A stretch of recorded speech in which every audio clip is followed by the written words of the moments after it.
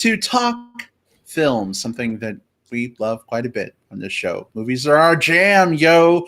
And this week, of course, is no different. We are going to be discussing the new Bill and Ted movie, Bill and Ted Face the Music. You could even say this is our Bill and Ted talk.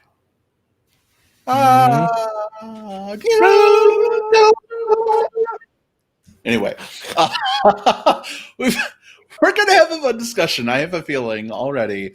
But before we can get into our movie discussion, let me introduce you to my co-host you've kind of already heard from with our little impromptu jam session. Jim Pugliafico is with us here in the studio. Hey, sweetheart. How's it going? Hello, and I'm glad to be here. Thank you for the introduction.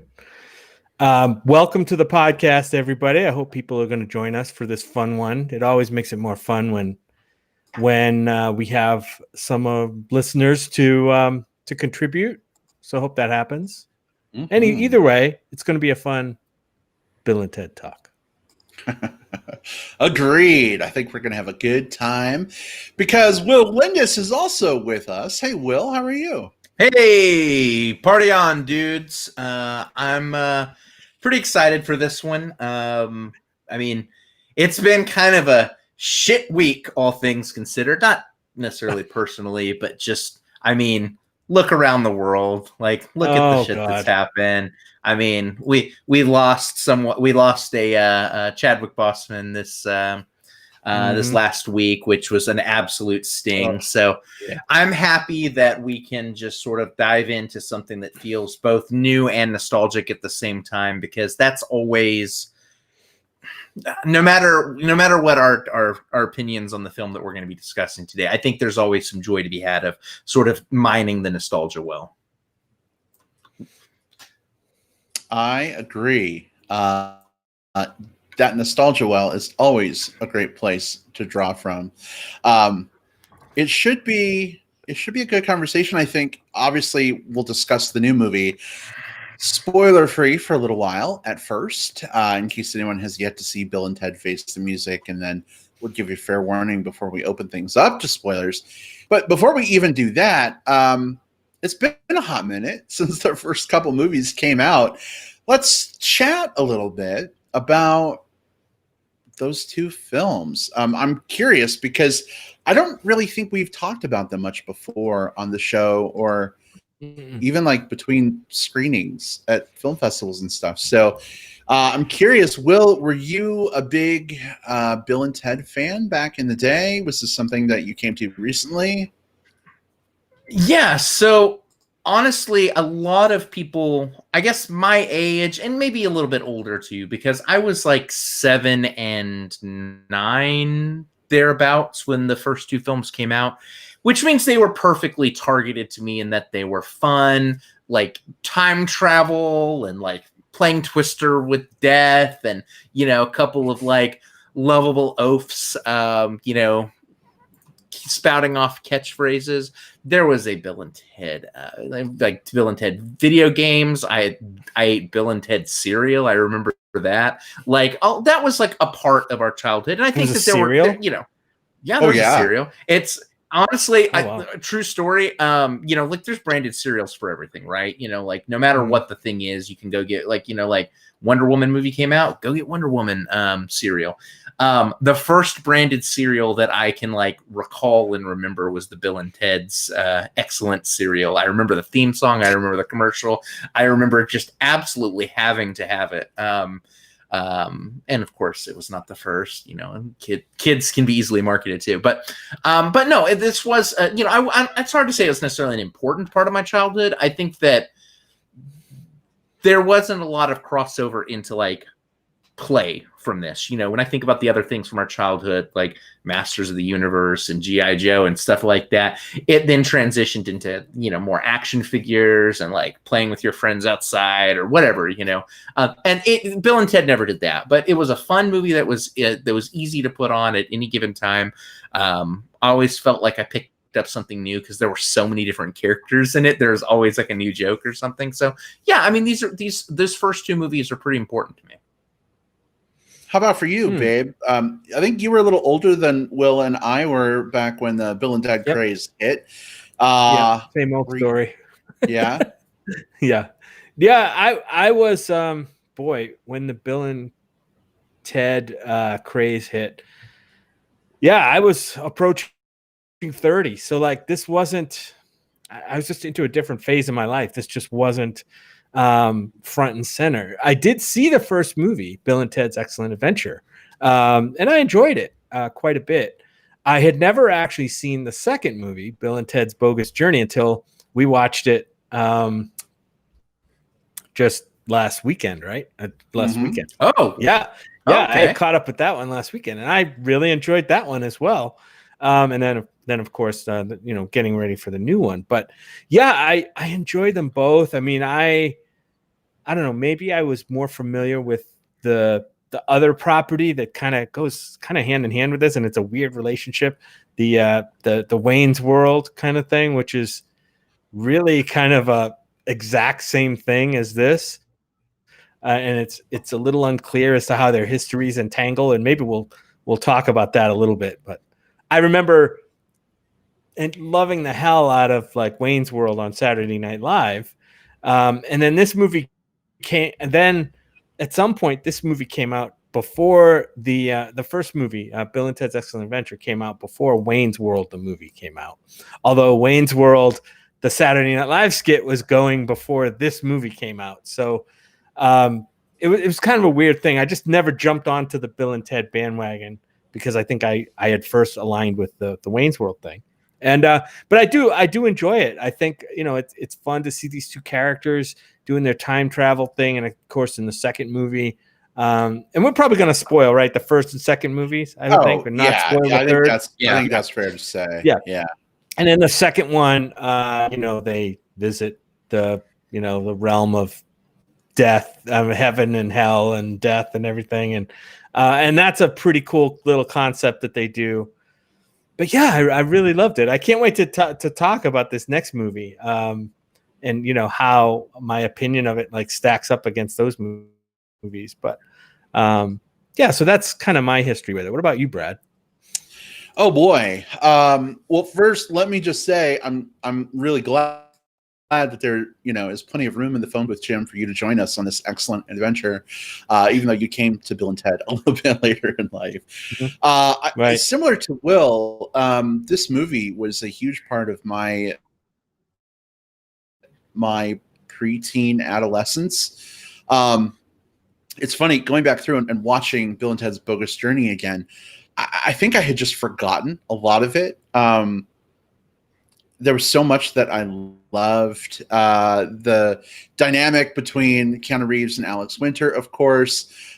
William Sadler as Death, is my, Grim Reaper. Like whenever I think about the Grim Reaper, he's the one I think of. So how you see those cartoons online all the time that there's a dog or something and it's died, and the dog's like, Death, was I a good dog? And Death is like, no. I'm told you were the best dog. I imagine William Sadler then playing this bass as he takes the dog off to heaven, and it makes me really happy. With this fake German accent. Yeah. You'll come to heaven with me now. Yeah, I mean, it's definitely a product of its time, which is funny because the movies are about time travel. I don't think you can get much more 90s than the first two Bill and Ted films. But I don't know. There was just kind of a magic there. I've never really been into bro comedies or stoner comedies or anything. But I guess without being stoners, these guys are kind of broners. I don't even broners. know. There you go. Nice word. What do you call it? Broners. But they're fun. And George Carlin, man, you can't forget the role he played as Rufus in the first couple of films. He wasn't in Bogus Journey very much, but he played a bigger role in Excellent Adventure. And it was just a fun ride. And I remember before Bill and Ted, phone booths to me always meant Superman, because Clark Kent would dash into a phone booth, change his clothes, and then fly out as Superman. But after Bill and Ted, phone booths became time travel machines. And in an interesting way, I assume Bill and Ted were partly inspired by Doctor Who, the TARDIS being a police phone box. It brought me to Doctor Who, so I forever have to thank Bill and Ted, the broners that they are, for opening me up to many other fun time travel adventure stories. Always, as a kid, I always wanted a crossover where Bill and Ted end up meeting Doc Brown and Marty in the DeLorean and go on a time traveling adventure together. I may have also written that fan fiction. I don't know. I was 12. There's maybe a copy somewhere, but I thought that'd be fucking cool. Maybe we'll still get it someday. I don't know. You know what's really neat about the whole Doctor Who parallel that you mentioned is that, so in the first movie, the phone booth that they're traveling around in is like silver with like red highlights. Like that's the color of it. But if you look on all of the marketing materials that came out for it, that's a very, very blue phone booth box, right? Like, which is not the way it appears in the film, but it's in my mind. I had not watched Doctor Who as a kid. I watched Bill and Ted first. That blue parallel comes right away. There's a few other things like that too.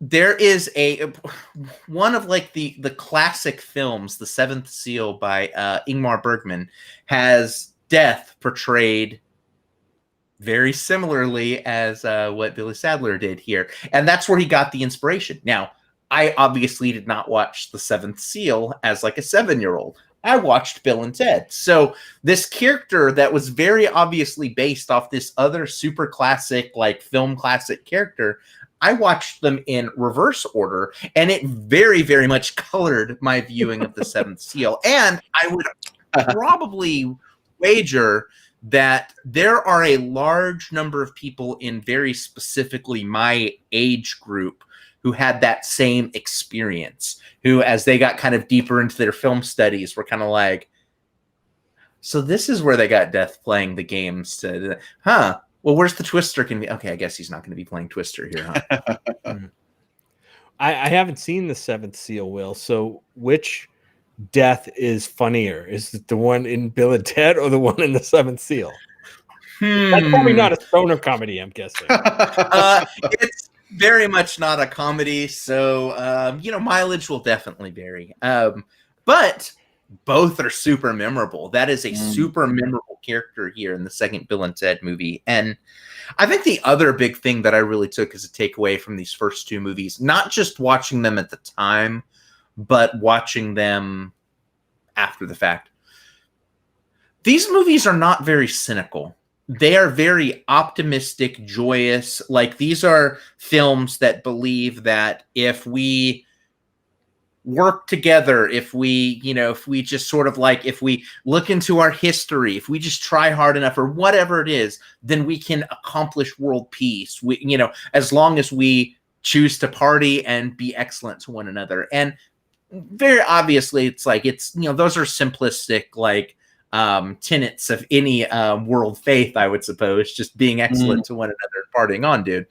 But there is something that feels remarkably gratifying about thinking of that concept, especially, again, looks around at the dumpster fire that is 2020, our current political landscape, just the way that everything feels like it's, a lot of times I feel like I'm just sort of tied to the millstone, being kind of ground away bit by bit. And then I think about just the optimism of, gosh, if we could all just be excellent to one another, what would our future hold? And there's something about that pulls me back to these movies. Every time I go back and watch them, I just feel like, man, I wish I could have that. And at least if I can't have that in the real world, I can at least have it for the next 90 minutes. It's interesting that you bring that up, because we were watching Bogus Journey and I was kind of thinking the same thing. But I got brought to a startling halt by one thing that happened that I completely forgot about. Yeah, something I completely forgot about. There's a scene in Bogus Journey where, like, Bill and Ted are like professing their undying friendship, love for each other, and then they both look at each other and they're like, "Fag," and I was like, "Oh, I don't remember that." That happened in Excellent Adventure too. Right after they think that he got killed while wearing the knight armor, and then they don't, and then they're like, "Oh, bro hug." Yeah. Fag. And It's rough. In fact, I went into the new one, and I know we'll talk about the new one here in a moment, but I went into it like expecting certain like lines to be reprised, because they did reprise like, catch you later, Bill and Ted. Like that's the thing that you hear. And I was wondering if we were going to see some either I didn't think they were gonna drop the fag slur. Yeah. But I was wondering if they were going to acknowledge it or just like we've moved on or something like that. Yeah. And no, I kind of thought since they were dads, the joke would be Dad. That would have been great, because it would have been awesome.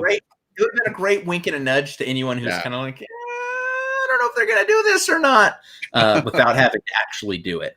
Yeah. And to your point, Will, I mean, like these movies have been, positive, they're very lighthearted, positive. And even the new movie, which like you said, we'll get into, is so politically unaware even of itself, and I think that's a great quality that these movies have.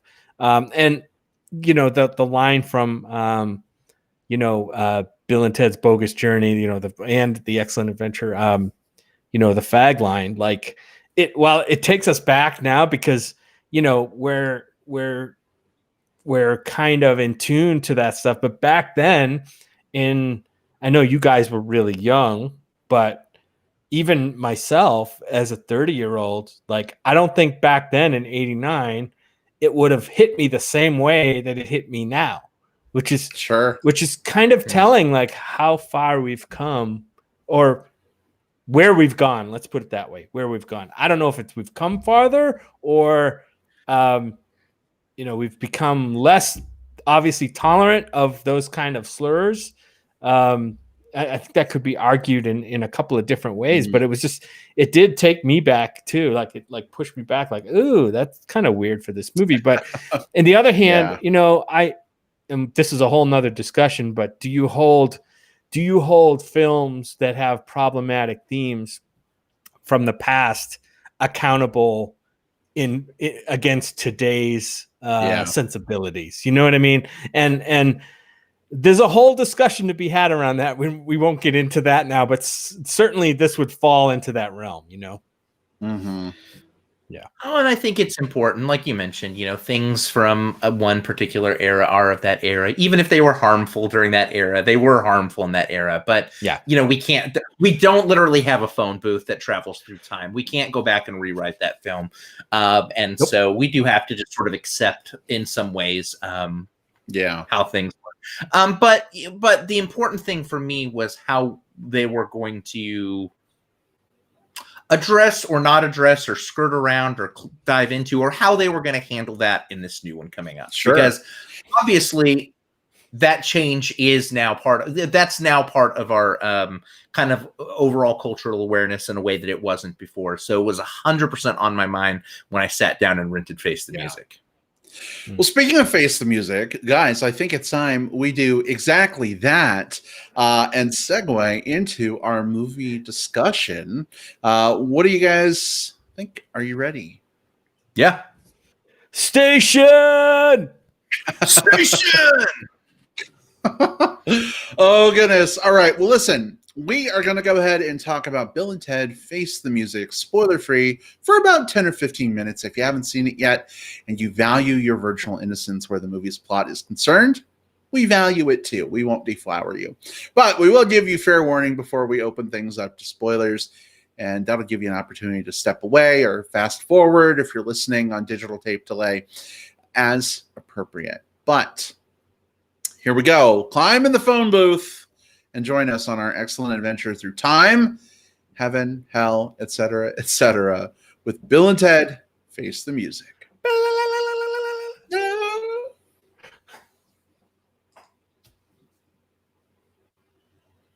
All right, so Will, if you wouldn't mind, just give us a very brief setup of this film and your initial thoughts. I mean, is this, obviously we can't go see it in theaters. I don't even know if it even has a theatrical release, although I know some theaters have opened. But is this worth watching at home for $30? Did you enjoy it? What did you think? All right, so let's start with the setup. In fact, I'm going to rip it right off of IMDb. Once told they'd save the universe during a time-traveling adventure, two would-be rockers from San Dimas, California, find themselves as middle-aged dads, still trying to crank out a hit song and fulfill their destiny.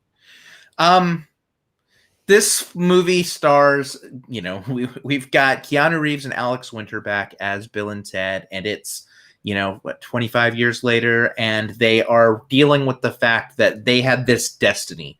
You have to write the song that unites the world. And they had a successful song at the end of Bill and Ted's Bogus Journey. They skyrocketed to a #1, and then the band broke up, and they found that they had not written a song that would unite all of the world in peace. And they've been hunting, trying to find the song ever since, while raising two very similar to themselves children. Billy, played by Bridget Lundy Payne from Atypical, and Samara Weaving, who plays Thea. We last saw her in Ready or Not.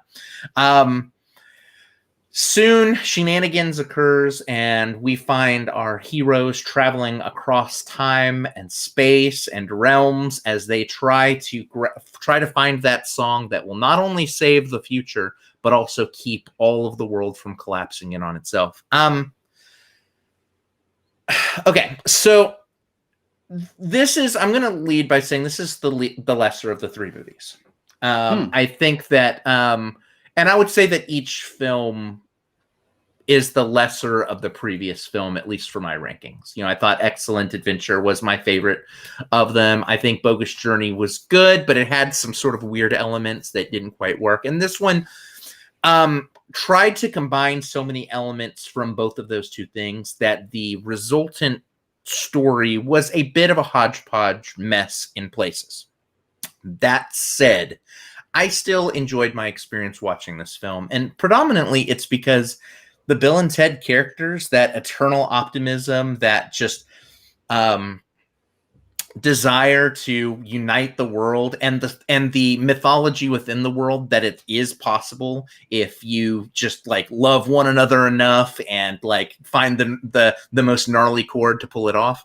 I think there's something that is so magnetic about that whole principle, and it does give this film some extra star ratings. There are some other things in this film that I absolutely loved.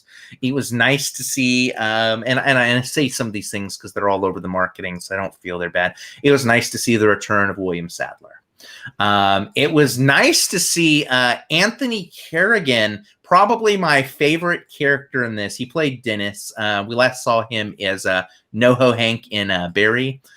He is so fucking hilarious in this for me. I loved seeing him in this. There's some elements that don't work as well. There's sort of a side plot with the wives, who that I don't think was really fully fleshed out altogether.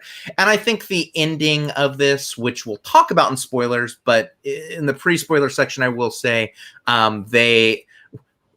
they telegraph exactly what the ending of this film is going to be fairly early on, and at no point does it veer away from that happening, which you don't have to be surprised, but at the same time, they keep pulling it up like it's going to be some sort of mystery and reveal, and it just becomes sort of clunky when that happens. But ultimately, this is a very passable watch to me. The warm fuzzies and the positives I got out of it, I think, counterbalance some of the rough around the edges and narrative confusion that the film has. So it's a very soft recommend, but I think the positives outweigh the negatives. All right. The positives tip the scales. Righteous, Will. Jim, how about for you? Oh, boy. So I'm with you, Will, on a couple of things, and especially where I think this movie is definitely the weaker of the three. But to me, this movie is the weaker of the three by a long margin, I guess. There's the first one, second one's a little bit less. This one, for me, is way down. And kind of a disappointment, especially after just watching the second movie. And I was trying to put my finger on why I didn't enjoy this movie as much, why I didn't laugh, why I didn't have as good feelings as I did for the first two movies. And I think it comes down to a couple of things. One, it just wasn't as funny to me. And I think it might be something about, if you're watching two 20-something chuckleheads, stumble their way through stuff and be very naive about a lot of things. And, that's one thing, but seeing like 50-year-olds doing the same thing, to me, it's so discordant that it doesn't click the same way. And I know those are the characters. I know they have to carry those traits, but those characters and those traits, when they age, just didn't really mesh for me. I had a lot of issues with that. Also, I do love Keanu Reeves, and I don't know, something about this role I just didn't. I just kind of got the sense that he wasn't really maybe fully into the character or something, or maybe didn't. I don't know the story behind making this movie, if both of these actors really wanted to come back and portray these characters, and maybe that has something to do with it. I hate to sit here and like accuse these actors who work hard of like not putting their all into it, but it just didn't. Whatever he was doing just wasn't really coming across for me. And maybe it's tied to, there's a moment in the movie, and I'm not going to spoil much, but he kind of comes clean near the beginning of the movie, and kind of talks about what he's feeling. Let's put it that way. If you remember that scene in the garage, do you remember that one? And I'm like, yeah, that's kind of the way it looks like, and then that, it didn't seem like he had the same enthusiasm for things that he did. Neither of them actually. They were kind of going through the motions of having enthusiasm, but I just never bought it. So unfortunately I didn't buy into it. And I probably could have been fine with all the clumsiness of the plotting and all that stuff, the stuff that doesn't really make sense or mesh or jive. But I gotta buy into these characters for me to enjoy these movies, because it is really a character movie. It's about their friendship. It's about the way they are. And I just never from the get-go bought that they were exactly, it felt like they were trying to be the same way they were, but they're not. So anyway, for me, this is a pass. Babe, I think we ended up buying this, right? It was like a $20 rental and a $25 buy. It was something like that. Yeah. So I think we ended up buying it, and that's fine. I just it's only a $5 difference, but I guess for me it just wasn't what I expected. I was a bit let down. Yeah, I can definitely see where you're coming from there. And I would say even for myself, I agree with pretty much everything you guys have said. It's definitely the lesser of the three films. I still had a good time with some parts of it, but I think, I don't know, by and large, a lot of it just didn't work as well for me as I would have liked. But then again, like, I am not the director of these movies. I'm not the writer of these films. I am not Keanu Reeves or Alex Winter. I can't say what they're thinking. I would say for me, I wish that the movie had leaned into more how they had changed over the last 25 years. Like, what if Bill and Ted weren't the Bill and Ted that we know anymore? What if they had like calmed their shit down and become more responsible dads and were working stuffy jobs and have to find their way back to who they were or something? Maybe that's, I don't know, kitschy. Who knows? But for me, I think it might have helped explain a little bit why they weren't the same guys that they were like 25 years ago. And this is in the trailer. I mean, we see them in their garage basically being like 50-year-old burnouts. You know what I mean? And they have kids, and I don't know. It felt a little, I don't know. There was some dissonance there that didn't quite jive for me. But I feel like when the film kind of started getting into its main plot, and we'll move into spoilers here in a bit, certainly we knew where it was going the whole time. But I had fun getting there. It was interesting to see some folks from previous films show up. We saw the wives in the trailer, so that's not a spoiler. Both of them still the same characters, you know what I mean? And I don't know. I think that would be hard for me to play a role and then 25 years later, like step back into that role again.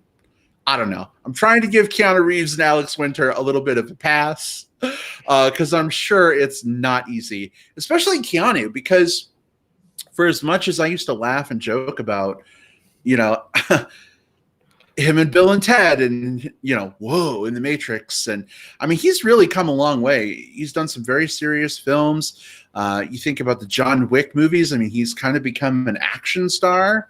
So to just see him like getting in and out of a phone booth playing air guitar and talking like a stoner, I don't know. That's kind of like 8 steps down for him. You know what I mean? Compared to where his career is at right now. But I do think it's awesome that they, whether they did it for the fans, whether they did it for themselves, whether it was both. I think it's great that they came back. Maybe the film isn't as great as we would have liked, but like, I don't know. How cool is it that we got another Bill and Ted movie? I didn't think we ever would. I think that's a cool, great point, Brad. Yeah, and go ahead, Will. I'm sorry. Yeah, I was going to say, I think that's a great point because, you know, this was a film that didn't necessarily need to be made, but, you know, by all accounts, everything that you read about Keanu is like he's just an amazing dude who loves his fans. Like, he's one of the few dudes who we live in an age where like more and more celebrities are saying stupid shit and then getting justifiably in a lot of cases kind of canceled out the door, right? And it's almost like Keanu Reeves has had the reverse trajectory. Like, being an awesome like real life human being has helped his career even more so. Not even his career, but like his clout in the public eye. Keanu Reeves did not have to do this movie. He is making great bank with the John Wick movies. Alex Winter as well. He has really stepped into his own as a director and filmmaker. And so this is a film that had to have been a passion project. And actually, I that part comes through to me very well. Like everyone here seemed like they were having fun. Everyone seemed like they were enjoying it. And maybe that's part of like the film's detriment as well. You know, like that maybe they were playing it a little rough, but I think that's part of the reasons why I give it a bit of more of a pass. Now, narratively, what I would have done to fix it, not in terms of like, you know, change this storyline or do this. I think that they tried to do a little bit too much with their story in this one. The first one, if you really think about the first movie, what was it? 2 guys travel through time to pass a report. That is 100% the story. And there's adventures that come a long way with it. Second one, a little more complicated. 2 guys travel through heaven and hell to get back to Earth. This one, you have multiple characters going off on multiple different adventures in different, like, you know, even Bill and Ted's journey, in this one, they start doing one thing and then they switch to another thing and then they loop up with these characters and they start doing some of these things. And because of that, I never really felt like I had like the same pull to like, okay, this is what they have to accomplish. There was always something kind of new that was sort of like pulling my attention left or pulling my attention right. I think, Brad, you're absolutely right. You know, they could have taken a much more simplistic approach. What happens when 2 guys have moved on, have to then kind of like redo the mantle? Or what happens when 2 teenagers step into the mantle of their adults who have long since, you know, passed down the guitar and the mantle and stuff? There's several different ways that you could have done it, but the successful approach, I think, would have been to just laser focus and just sort of keep it simple, stupid.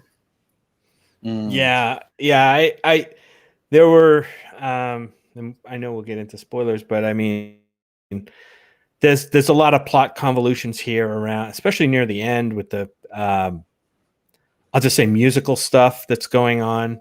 I'm like, okay, where is this going? What is it coming to? Do I care? Or do I just really kind of care about these characters and what's going to happen? Let's get back to like the interactions they have, you know, between them and their daughters. And there was some funny stuff in here.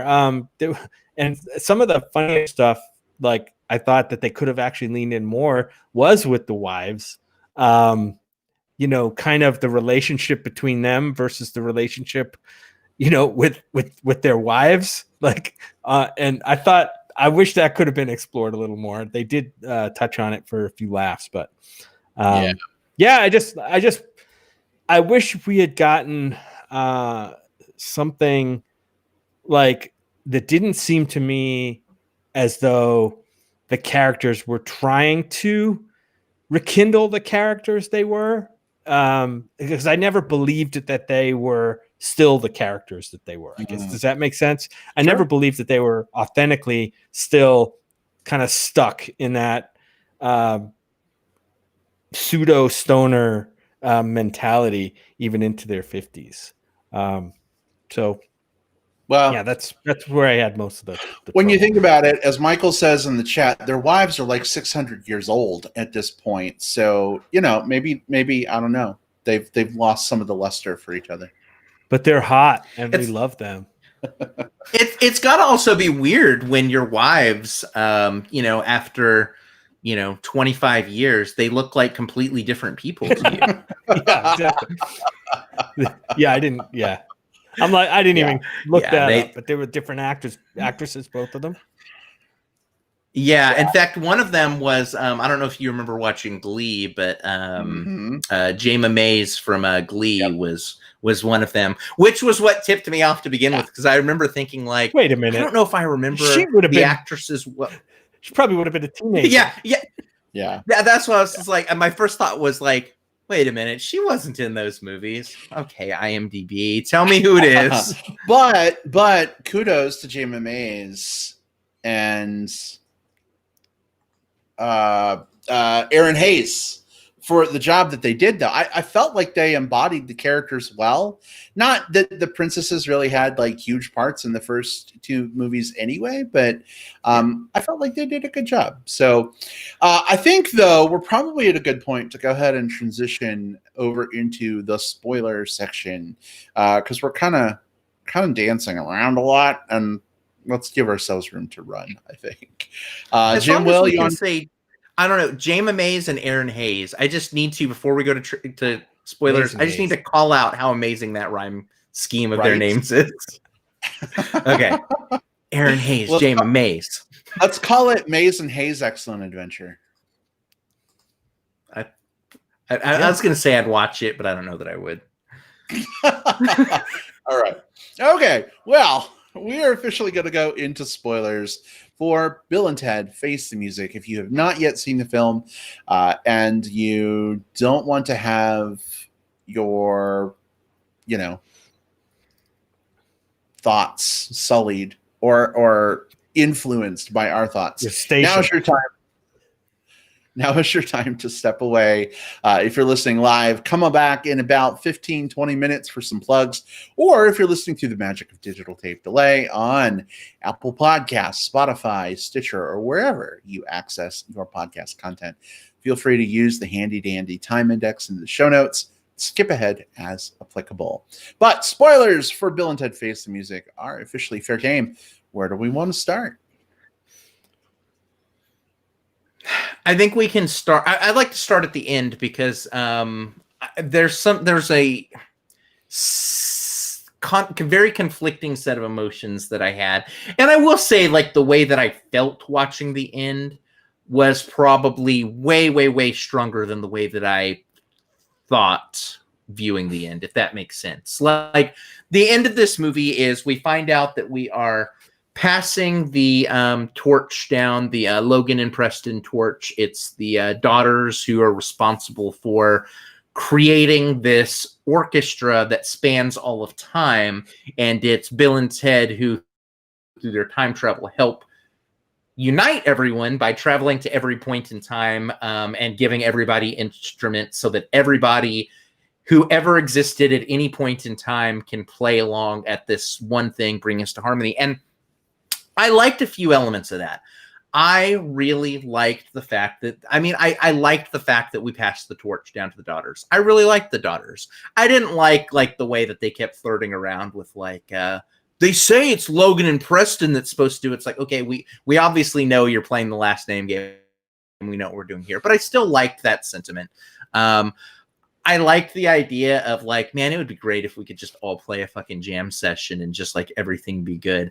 I felt very sad as soon as I realized that, though, because I looked down, realized that I did not have a guitar in my hand, and realized that this movie did not happen in real life, obviously, because if so, we would have all had instruments and we would have been strumming along at that exact same moment. Hold on. We had our ukuleles out playing along. You did not pick up an instrument? Bill and Ted obviously skipped me, and it's probably because I was a little bit, dubious about some of their language choices as kids. But no, but it was like it made me both feel great in the moment, like realizing like that feeling of optimism. But as a kid, you can sort of marinate in that a little bit more. Like, it's just like, boy, howdy, everything can work out really well if we all work together. As an adult, unfortunately, like the real world jaded edges tinge back in, and you realize like, man, as great as this would be, it's such a pipe dream. Like, even if you take out the fantasy elements, like, I don't know, like, so it was a whirlwind of emotions for me for a movie that I only kind of liked. Like the emotional like kick on it was pretty turbulent. Well, I want to know like why this movie missed the opportunity to have like Bill's daughter look like Ted and Ted's daughter look like Bill. Like that would have seemed to me such an obvious joke throughout the movie that I think would have been pretty funny. But I don't know. It just like, oh yeah, obviously what? Do you mean like Ted had sex with Bill's wife and no, just the way, just that they're so close, they're so symbiotic together that somehow cosmically, like their daughters ended up like not mirror images of themselves, but mirror images of their best friend. Like I think that would have been really cool. While I agree, I think Brad's point is the reason why, if they did float that in the writer's room, they didn't go with it. Because I think that there's a lot of us who would immediately think like, oh yeah, they wife swapped. Right. And then that's all you would think about was just like, them just like looking over, swapping wives and doing 69, dude. Right. Well, I mean, the movie hinted about that, like even in that couples therapy thing, like they're like, it's like they're inseparable. The two guys are inseparable. They can't focus on their wife by themselves. It's got to be, we love you. Like, we all love you. I don't know. It kind of hinted at that anyway. But, the other thing I did appreciate about these movies, and I didn't really quite take notice of this before, is that even though they kind of have that stoner mentality, there was never any hint of like drug or alcohol use, I don't think, in any of these movies. There is alcohol use. Beer. Beer cans. They have beer cans, but they're not like getting wasted, right? I mean, they're not. Yeah. So, I mean, I give the movie lots of credit for that, for not going down that obvious road. At least that I noticed in the movies. Yeah, I always felt like the creators were trying to fashion Bill and Ted as like, broner dudes who like, 90s kids could latch onto as role models and be silly and stupid, but like not have them embrace, drugs or a lot of alcohol.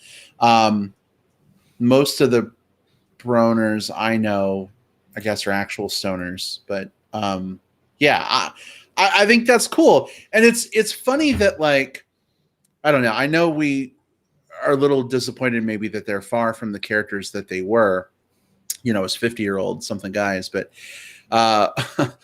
they're consistent, at least, I guess, right? Like they are who they are unashamedly, even when they're wedding singers, at Ted's brother's stepfather's uncles, whatever he is, marrying Missy, wedding. I don't know. It was kind of neat to see them still be true to themselves. There's actually a spot in the wedding that I actually really appreciated, and it showed just how, for two characters who don't, on the surface, don't seem to take a lot seriously, right? They're just like, like, oh, bro, and like, like doing that kind of group think when it comes to their wives. they really took their destiny seriously, right? So much so that I was fully expecting what would happen when they were playing the wedding. In my head, it's like, oh, okay, it's going to cut up to them and they're going to play like the same kind of like early 90s kind of like, heavy power rock, and it'll like blow out the speakers, but it won't be the right thing. But instead, these are two people who took that we have to write the song that'll save the world so seriously that they're doing like, oh, what have we not tried here? Okay, I'm going to do a theremin and you do some throat singing. Like, I thought that was pretty cool. And even though it was like a joke, like they made this weird music, it did make me think like, okay, these are two guys who at least get it and want this future and are actively putting everything else on hold to achieve this future. And that's endearing. Yeah. I agree. I did love the concept of them, and not that it's that original a concept. I love the concept of them like time traveling to themselves, like in the future. Yeah. Like even from where they like and kind of visiting themselves at different intervals from where they are, like to see like how their lives progress and where they've written this. The whole thing was just to see where they could get the song, right? That they were going to quote unquote steal the song from themselves. Which I thought it was pretty funny, but I did like to see them visiting themselves like through history. That was a good concept. I just wish the execution was a little bit better and they hadn't kind of muddied all that down with a lot of weird stuff at the end. Like they had a bunch of musicians join them throughout this movie, kind of like the first movie, if you remember, where they had it kind of mirrored the first movie, where in the first movie they had these historical figures join them, right? And Socrates and all the cool historical figures. Ziggy Piggy. Yeah, in this movie they had musicians, and I think they had. I'm trying to remember who they had. Did they have Jimi Hendrix? They had Jimi Hendrix. They had Louis Armstrong. They had Kid Cudi. Kid Cudi. They had Mozart, and then they had a few people further back too. Yeah. That's just seemed. I mean, yeah, I get why you did it, but I just wish. I don't know. I saw that as kind of a. I don't know. It just didn't work for me as well as it did in the first movie. It almost didn't work because they didn't do enough with it for me. Yeah, right. I liked the daughters a lot, and I get what they were doing. They were giving the daughters a parallel journey to what their fathers went through on their first adventure, which is a really cool idea. But every time we start to see the girls like trying to figure out the next thing that they were doing, or like really do some creative stuff to like help bring these people together, we then cut back to Bill and Ted, who their story arc for a whole bit was just them, like the thing you said, stealing from themselves in the future. The future versions of themselves were always assholes, and it was a little less fun to see asshole Bill and Ted, because that's not what I'm here for. I'm here for like awesome Bill and Ted. We've seen asshole Bill and Ted in the past, but they were like obviously robot like doppelgangers, and that was like more they were designed to be evil. The robot us's. So, Will, you talking about the parallel adventure? Now I kind of want a Theodora and Wilhelmina parallel excellent adventure where the booth starts taking them to alternate dimensions where they run into other versions of themselves. I would I don't know what the format would be. If you gave me, here's what it would be. Give me the budget for an 8 to 10 episode like Netflix limited series where it follows those two girls on an adventure, sort of like Adventure of the Week, but with like a one uniting arc for the short season. I think that would be great. The two leads could 100% carry it. The story could go any number of different ways, and I think that the episodic nature of it would allow a little bit more breathing room. Like, I think that's where I would take this. Netflix, if you're listening, make it happen. And Jim Hamstart, hey Hammy, in the chat says actually they kind of dig your suggestion about having the two daughters be like reflections of each other by naming them after each other. That's true. Samara Weaving, Bill's daughter is Theodora, and Billy Wilhelmina is So that point. Obviously that gets back to their reverence of each other, right? Mm-hmm. Like they would think of enough about each other love each other enough to name their first kid after their best friend. And it lets them sort of like retcon the end of the second movie where they show up with the babies and say, here's little Bill and here's little Ted. And it's like, well, they still had to work around that, but they didn't, so it's like, okay, it's Billy and Thea or Billy and Thea. Mm-hmm. Yeah. Mm-hmm. Did you guys, probably my favorite parts of this movie are the parts where we get to see Death again. I love that character. I'm glad they brought it back. Was he in the trailer? He was in some. They tip his. They tipped the hand on him. In fact, I think there was even some. There is a poster somewhere that I believe is like all of the characters like in and around like a phone booth type thing. Right, I see it now. He's in the phone booth. I wasn't paying attention. But yeah, but he doesn't show up until like at least 2/3 of the way through the movie, if I remember right. Correct. Yeah. But I kind of love that Death like got his feelings hurt, and he blames Bill and Ted for all of his woes, when in reality he kind of made his own woes by getting too big for his cloak and striking out on his own. And it's such a fun like commentary, I think, on other bands. Like I think of Journey, like Steve Perry set out on his own. Would Journey ever get back together? Could they ever bend fences? Maybe if the state of the universe, was hanging in the balance, that might happen. But I think it was a commentary on the Keanu Reeves, like kind of a parallel thing where he did the first movie and they were great together, and then he went off on his own and was doing all this stuff and got this huge head, but couldn't get back together with the group here. Couldn't get the band back together, and then when they did, everything was great. Yeah, one thing that is kind of really different is he's done much better than Death did on his own.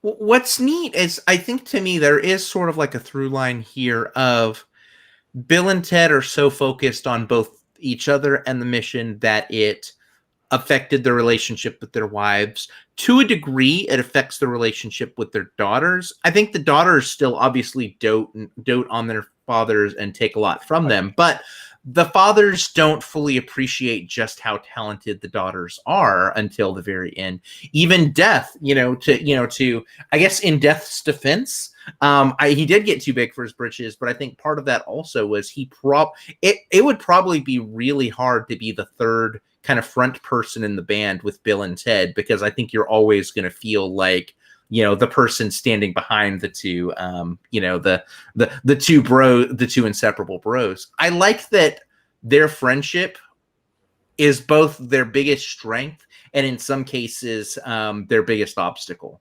It creates a lot of the problems that they had to go through in this film. Yeah, I was just thinking about the ending of this movie, where it just like, it's interesting because like they're trying to put this song together at the end that's going to save the world, but yet the end of the movie just didn't come together. It didn't feel like it came together to mean very much of anything, for me anyway. And I think that's kind of muddled the whole concept, like the idea that they were trying to get across, Will, and at the end. I don't know how it felt for you. I think that there's an easy fix here, and it's an easy fix from a script perspective. It's a harder fix from a marketing perspective. There is a really easy story here about we need to help pass the torch to the next generation so that they can do it better than we've done it, right? Like, I think that's something that we're seeing a lot right now with whatever you want to look at right now. There are a lot of things where like some of the kids are pretty damn all right in terms of like their ideas and the way that they want to move things forward. And we need to make sure that we carve a path for them while also not leaving them out to dry. And I think they could have had a narrative that was more about that by turning the reins over to the girls earlier. But the problem from a marketing perspective is it is Bill and Ted, and that's right. So I get why they didn't, but I think that those issues that I had would have been easily resolved if the characters had figured it out earlier, and Billy and Thea got to do more and more of the third act adventuring. So, question for you guys, and then maybe we'll get on to some plugs. But do you feel like there's a Thea and Billy movie coming, or are we done with Bill and Ted's franchise? I don't know if the movie didn't do its job I don't know if the movie was trying to kind of pass the torch in that way for this franchise, or just kind of within that world that everything's okay. You've got two daughters, they're just like their dads. I personally didn't get the feeling that the torch was passed in terms of carrying this franchise. I agree, and I think there's a few reasons for that. I think that if this was going to be a passing of the torch, I think we would have seen... The Bill and Ted movies are a lot of things, but they're not subtle.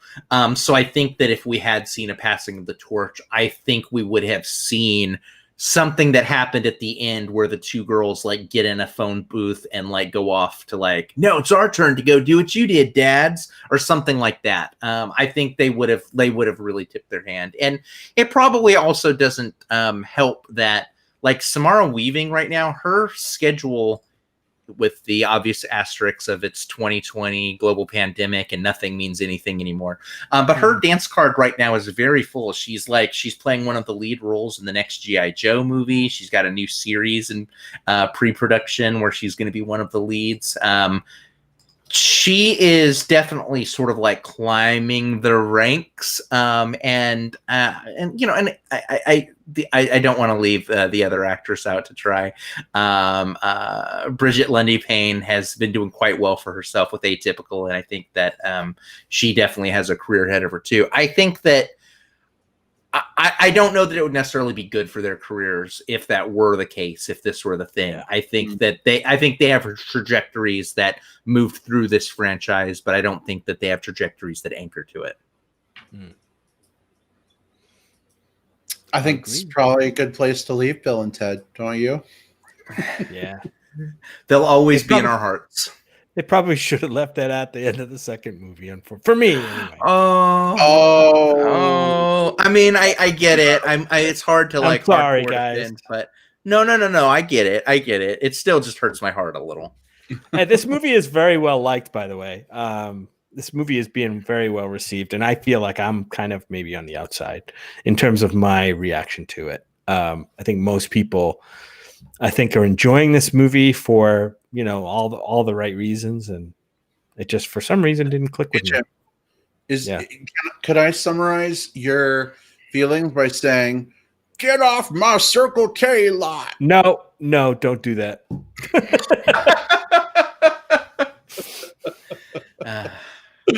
I tease because I love. The movie maybe wasn't all we'd hoped it would be, but it was fun to revisit this world. If nothing else, to like watch Bogus Journey again and re-dip ourselves in Excellent Adventure, and just a lot of fun. For like 3 days after we watched the movie, Jim and I would like. Dude. Especially like I think this movie reminds me a little bit of Palm Springs in that I think these are both two films that both of them I had positive experiences with, more so with Palm Springs, but both of these films I think are elevated because of the exact circumstances under which they were released. I think these are two films that feel like almost panacea to a lot of what ails us while we're dealing with our anxieties and dealing with our shelter in place and needing something. And both of them, it's interesting, and interestingly enough, are stories about cycling through time until we get it right, or cycling like there's definitely something about that is if there's not a video essay for it, I should probably get to filming it, because I'm sure that there's definitely that's very, very fertile ground. But indeed, yeah, you're right. That's a good parallel to draw. Will those films do have some common thread? Guys, I apologize. There's a cricket in my office. One of our cats is chasing it. It is now right underneath my podcasting setup, and she's going nuts. What? Get it. Kill it. And the great part is I can hear too, and it's Poor ferocious. Cricket. Poor cricket does not stand a chance. She's mad at it. It's like behind part of my desk. She can't get to it. She's throwing a fit. Like, fuck your conscience. Get it, Kira? Anyway. All right. Well, let's do this. Let's move to some plugs as we look to wrap up here. And let's kick things off with Jim. Jim, what do you want to put on people's radar this week? I get to go first. This has been kind of a weird week of work and stuff. So hasn't been a lot on my radar, but one movie I did have on my list for a while for fun reasons and wanted to see is another documentary. It seems like I'm pushing a lot of documentaries lately. No. This one is called Class Action Park. I don't know if anybody has seen this. Will, I hope I didn't steal yours. I had a backup. Oh, I'm sorry. We didn't talk about it. We didn't talk about it. It's good. Yeah. Yeah, it is good, and this is a good movie. This is a fun document. I guess you could say fun, but it's an interesting documentary, and parts of it are fun, parts of it are not fun. About a defunct water park, this legendary water park in New Jersey called Action Park, where it's definitely a throwback park to. Maybe kind of like a predecessor to a lot of today's water parks, but the film focuses on kind of how the park kind of threw caution to the wind, and in terms of its rides, these water rides that it had, the dangerous aspects to how the park was run, the design of the rides were just like insane. And there's interviews with people who grew up going to the park. We have Facebook that grew good friends of the show, Bill Zanowitz from the Comic Book Bears podcast. Spent many times at this park, he said on Facebook. So I'm looking forward to maybe talking about that with him. But it's one of these documentaries where you look at this place, there's a lot of archival footage of people on the rides and people having a good time. It's like, oh my God, I want to visit that park. There are certain things I probably wouldn't do at that park, but there's some of it that I definitely would love to do because it looks like a lot of fun. And you throw something like that, the sensibilities that went into a place like that and allowed that place to thrive and survive and be successful, it would never happen today. Like, you can't imagine anything like that happening today. The rides today are over designed, for safety and so forth, but just some crazy stuff. I'm not going to give anything away, but there's some, there were some tragic things that happened at this water park, unfortunately. So the movie's not all fun, like, hey, it was crazy, it was a blast. There are some pretty tragic things that happened for real in real life at this water park. So for all the wrong reasons. So very interesting documentary. It's got a lot of different things going on. It's on Netflix right now, so check it out. It's called Class Action Park. So I didn't watch the whole thing with you, but I walked in, I think, partway while you were watching it, and they were talking about fishing a body out of like a wave pool or something.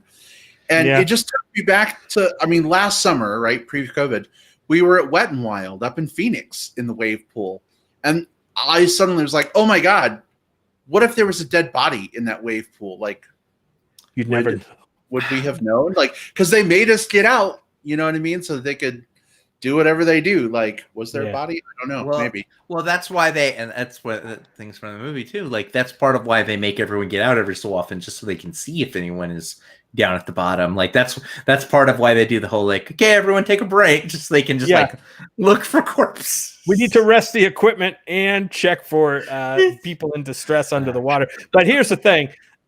at a place like Wet and Wild today, you probably have 3 or 4 lifeguards on both, on each side of the wave pool.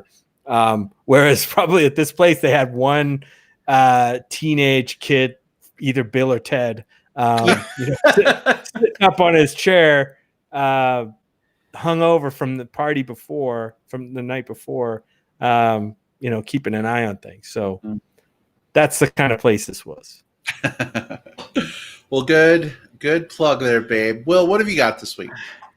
Yeah, Jim, there's a ton of good documentaries over on Netflix right now. I mean, it's a good time for them between that. Hell, like Athlete A and Crip Camp, which came out earlier, are like, they're all just super solid watches. I'll shift gears though, because I want to take mine to a narrative. There's a film that was part of the AGLIF lineup that, so as we've talked about here on the show, we did the Movie Bears podcast midday movie babble break to talk with some of the short filmmakers during AGLIF, but there were some feature films there as well. And it's always nice when those get released into the wild after the festival and show up on streaming. And one of those features, Lingua Franca, is out on Netflix right now. And it is a story set in Brooklyn. This transgender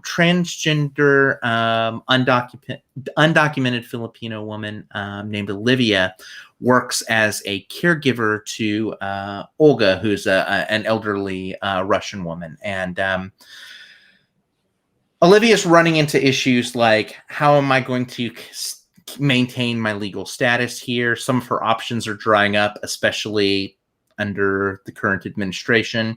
And she starts to become romantically involved with Alex, which is the woman that she's caring for, her adult grandson. And part of that is sort of in pursuit of a marriage-based green card. It's a slow burn drama. So, it's not going to be like people drowning in the wave pool and like flying off of the, flying off of the sled. Like Alpine slide. Yeah. There are way less, bruises and bangs and things like that. But it's a quiet but solid little story about two people who find each other at very much in turning points in their lives, and just sort of how that impacts the two of them. It's called Lingua Franca, and it is on streaming right now on Netflix. So, if you're looking for something to watch, and hey, we are an LGBTQ podcast, and we love LGBTQ film, you should check it out. Awesome. Sounds right up my alley. You'll have to pin that one down, babe. Add it to the list. Mm-hmm. Well, I don't know how it's possible that we're all three gonna recommend something that's on Netflix right now, but it's gonna happen. I am gonna pivot a little bit though. I'm not gonna plug a movie. I'm gonna film a TV series. Oh my gosh! Yeah, you are. Yeah, I'm going to maybe someday. I'm gonna plug a TV series. With quarantine and everything happening with the world right now, my happy place is like revisiting old TV shows that I really love. Jim will be the first to tell you. If you look up comfort rewatcher in the dictionary, like, it's me. There's a picture of me with a remote in my hand. So right now, my happy place has taken me to revisiting a show that was on the BBC in the mid to late 2000s. And I've always been a huge fan of Arthurian legend, King Arthur, Merlin, Knights of the Round Table. And I noticed that the BBC Merlin series is on Netflix, and it's probably been there a while and I just didn't see it, but it randomly came up in my suggestions. And I was like, oh my God, I loved that series. It's been off the air for, 7 or 8 years at this point. So I just randomly put the first episode on the other day while I was doing some like house cleaning in the background. And I stopped house cleaning and sat on the couch and watched like 2 episodes. And I'm like, am I watching this series again? I guess I am. I just finished the first season 4 days later. This is just, it's such a great show. If anybody ever watched Smallville back in the early 2000s, that was very much a take on like Superman as a teenager, like coming to terms with his powers and having to keep them a secret. Merlin has kind of a similar theme. in Camelot, which is ruled by King Uther, Arthur's dad at that point, magic has been forbidden, outlawed. All the sorcerers are being hunted down and killed. And so Merlin has to basically be King Arthur's servant and protect him while keeping his magic a secret.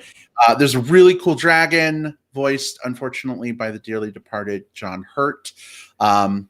He did such a phenomenal job with the voice acting in that series. And Katie McGrath, who is hot as fuck right now on Supergirl, played the Lady Morgana on that show. And if you know anything about Arthurian legend, she starts out all puppies, kittens, and rainbows. And there's bad stuff coming down the pipeline for her. But it's a really fun show. The effects aren't the greatest, but it's got great music. It definitely scratches that, Camelot, Avalon, Merlin itch. So if you're looking for something fun that might make you happy during quarantine, check it out. Merlin on Netflix. Yeah, if Game of Thrones is too edgy for you, Merlin is just as good without that harsh edge. Like, I didn't see a little boy pushed out like a 5-story window in the first episode. So spoilers for Game of Thrones. But yeah. But it's still very good. It's got dragons and magic and all that cool stuff too. Mm-hmm. I'm kind of digging it. The little pieces I'm watching are good. I want more dragon. I want more John Hurt dragon. Really? In the scenes. Yeah. So if there's a dragon heavy episode, you've got to call me in. Okay. I could totally do that. I mean, I'd be happy to watch some more of it with you if that interests you. Yeah. Totally. Mm-hmm. Okay. We could do that. Works for me. Mm-hmm. Well, I think, guys, that wraps us up for the most part. In case folks want to chat with us between now and our next recording, Jim, where can people catch up with you online? People can find me on Twitter. That's where I like to hang out, as long as I can stand it these days. But my stuff is usually talking about movies. And that doesn't mean that the crap that's on social media isn't creeping into movie talk, because sometimes it does, unfortunately. But I like to stay with the non-crap talk movie stuff. That's where I am. Find me there. My handle is at JJP out west. My initials JJP out west, all one word. Or find me on Facebook under my name, Jim Pugliafico, which is right here. Oh, I can't do it backwards. Right here. Jim Pugliafico. All right. Thanks so much. Will, where can folks find you? You can find me on Twitter. I'm at Whatever Cove. You can find me on Facebook. Just look for William Lindis. Look for the one with the beard. Send me a message first so I know that you're a real boy or girl. Go on to Letterboxd and look for William Lindis there and give me a follow. I will follow you back. All right. Excellent. And you can find me on Facebook under Brad Harris. I literally just went and searched Brad Harris's right now. I am the only one. Yes, the only one that looks like a chubby bear. So if you see that, you found the right Brad. You can also find me on Twitter at iBradPro. It's right here on the screen as well. Jim, you're not the only one who has trouble reversing their directions. Folks, just want to say, we really appreciate you tuning into the show year after year, episode after episode. I think this episode is 378. Yeah. Which is kind of crazy. Our 400th episode. We're going to have to do something special, guys. That's coming up. We'll have to figure out what that is. Also, our 8-year anniversary is in December, which, by the way, I just realized it's fucking September already, which means December is 3 months away. Yeah. Yeah. That anniversary episode's nigh. We won't hit 400 on our anniversary probably, but it's going to be like the anniversary will come like first, and then there'll be a 400 probably sometime February or March. Yeah, sometime in there. We'll have Brad's to have birthday. There we go. We'll have to have like a giant cavalcade of like past guests like come through and join us for that episode. That would be fun. That'd be nice. Yeah. Yeah. We'll have like 20 people on the show. It'll be great. And then maybe we can write a song about all the movies we reviewed on the show. You know what I mean? If you guys have ever watched Animaniacs and remember like Yakko's country song, That'll be it. we should 100% just do that with every film we've reviewed. We better start rehearsing now if we're going to be singing. I'm just saying. Hamstruck in chat says we should watch 300 1 times to hit 400. Or we could get super pretentious and watch, was it 400 blows? The 400 blows. Yeah. Ooh, that would be good.